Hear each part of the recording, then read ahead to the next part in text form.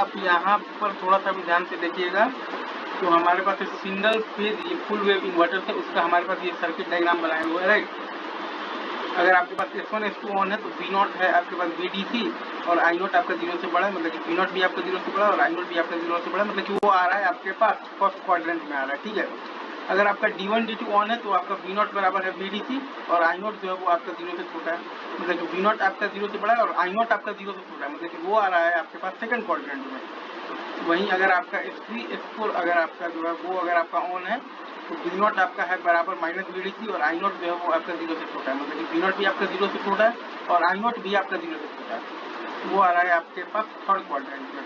और अगर आपका D3 D4 ऑन है V0 बराबर है आपके पास -VDC और I0 जो है वो आपका 0 से बड़ा है, राइट। मतलब कि V0 आपका 0 से छोटा है और I0 आपका 0 से बड़ा है, मतलब कि वो लाइक करेगा फोर्थ क्वाड्रेंट में।